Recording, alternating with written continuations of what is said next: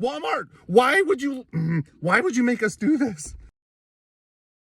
All right, so I'm at Walmart tonight, and I ended up in the family planning aisle. Because I wanted to plan my family. All right, I have 7 kids. I don't need any more. So for the first time ever at my Walmart, the family planning things were now locked behind glass. You know, you just want to kind of discreetly go and grab what you need and put it in your cart and go on your way. No, all locked up. And you got to get somebody to friggin' help you plan your family.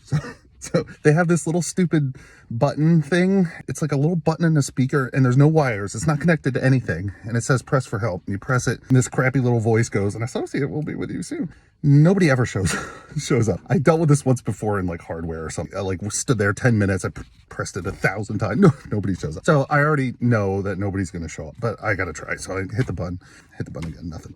And the family planning stuff is in the ladies' items row. It's the same row. So I'm standing there like a freaking creep for like 10 minutes. Ladies are like shopping and getting their stuff. I'm just like, hey, how you doing? So I keep leaving, but I don't want to go too far away in case somebody does show up and they're like, oh, nobody here. And then I'm hanging around like a freaking creeper for probably 10 minutes, right? And then I hit the button like 5 times. I'm like, oh, okay, nobody's coming. I'm like, I gotta go find somebody. And I'm like, I know I'll never be able to find somebody. So I start looking for a Walmart associate, but I don't really want to leave the area just in case somebody whose job it is to help me plan my family freaking shows up. So I find the first person I could find is this girl who's like 20.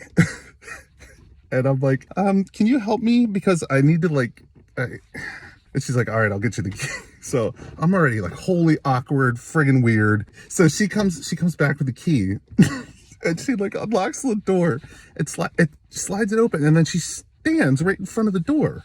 Like I wanted her to just like maybe unlock it and go away and let me do my thing. She stands there. I'm like, I'm not going to like invade her personal space and kind of like reach over her. I just was honest. I'm like, dude, I don't know how this works. And she was laughing. I'm like, this is the most awkward friggin' thing in my life. I don't like, what happens? Do you do it? Do I? She's like blushing. She knows how awkward it is. And I'm like, she's like, I think I have to do it. And she's just like, so what do you want? I'm like, oh my gosh. There's like rows. And I'm like, that one. And so she reaches and gets the wrong one. I'm like, no, to the left. And she reaches too far.